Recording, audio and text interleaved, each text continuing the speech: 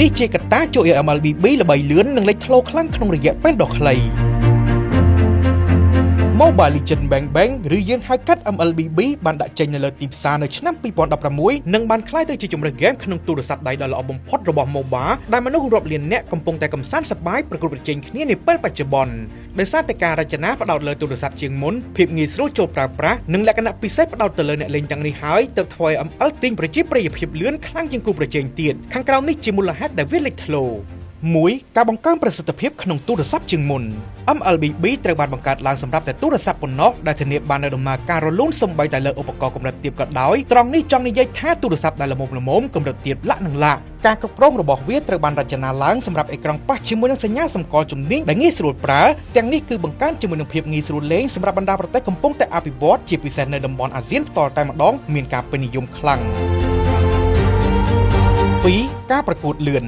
ការប្រកួតមានរយៈពេល 10 ទៅ 15 នាទីមិនលើសពី 30 នាទីទេវាល្អឥតខ្ចោះសម្រាប់អ្នកលេងដែលអាចលេងបានអំឡុងពេលដែលធ្វើដំណើរឬសម្រាកនេះផ្ទុយស្រឡះពី Mobile Computer ឬ Warcraft ដែលជារឿយៗត្រូវការពេល 20 នាទីឡើងទៅការផ្គូផ្គងរហ័សរបស់ MLBB ក្រោម 10 វិនាទីនិងប្រព័ន្ធភ្ជាប់ឡើងវិញសម្រាប់អ្នកដែលលេងត្រូវបានទម្លាក់ឬដាច់អ៊ីនធឺណិតបន្តិចក៏លឿនផងដែរធ្វើឲ្យអ្នកលេងអាចដំណើរការបានបន្តយ៉ាងស្រួល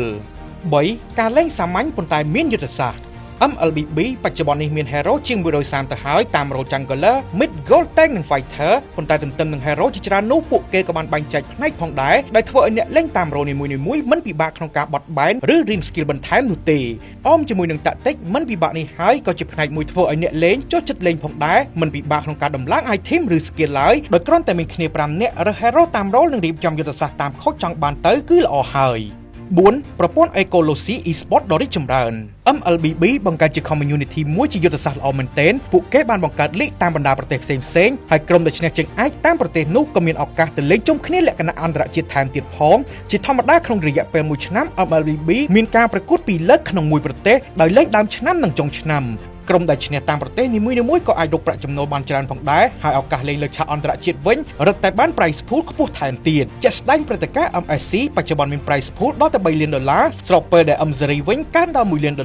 ដោយនេះជាការកើនឡើងលឿនមែនទែនសម្រាប់ Mobile Legends Bang Bang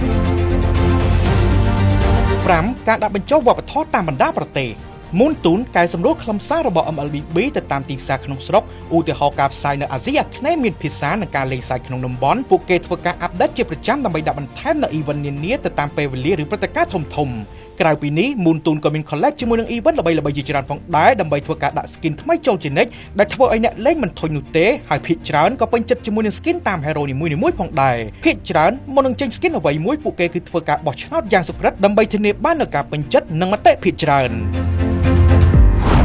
សាំងជាមួយ True Home មិនថ្លៃដូចបងប្អូនគិតនោះទេសំខាន់មាន promotion ជាច្រើនសម្រាប់អតិថិជនថែមទៀតសម្រាប់ព័ត៌មានលម្អិតសូមទំនាក់ទំនងមកកាន់លេខទូរស័ព្ទ093 999 និង393